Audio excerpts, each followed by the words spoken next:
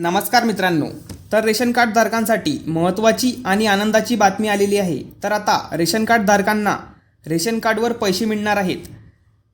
याबाबत राज्य शासनाच्या माध्यमातून एक नवीन GR आलेला आहे। तर या GR मध्ये कोणते जिल्हे या योजनेसाठी पात्र आहेत ते जिल्हे दिलेले आहेत आणि पात्र लाभार्थ्यांच्या खात्यावरती DBT द्वारे हे पैसे बँक खात्यात जमा होणार आहेत। तर कोणते लाभार्थी यासाठी पात्र आहेत याविषयी संपूर्ण माहिती आपण या व्हिडिओच्या माध्यमातून जाणून घेणार आहोत। तर हा व्हिडिओ नक्की शेवटपर्यंत पहा। चॅनलवरती जर नवीन असाल तर चॅनलला सबस्क्राइब करा। आपल्या चॅनलवरती अशाच महत्त्वपूर्ण योजनांच्या माहितीचे व्हिडिओ येत असतात।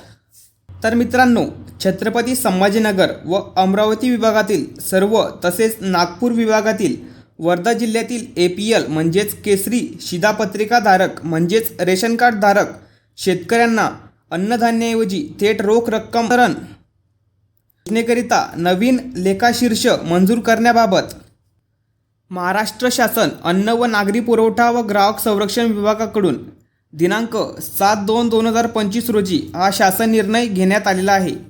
तर विभागाच्या दिनांक 28 फेब्रुवारी 2024च्या शासन निर्णयानुसार छत्रपती संभाजीनगर व अमरावती विभागातील सर्व तसेच नागपूर विभागातील वर्धा जिल्ह्यातील APL म्हणजेच केसरी रेशन कार्ड धारकांना अन्नधान्याऐवजी थेट रोख रक्कम हस्तांतरण योजनेकरिता योजनेच्या लाभार्थ्यांना माहे जानेवारी 2023 पासून अन्नधान्याऐवजी प्रतिमाह प्रति लाभार्थी 150 रुपये इतक्या रोख रकमेच्या थेट हस्तांतरणाची योजना कार्यान्वित करण्यास मान्यता देण्यात आली आहे।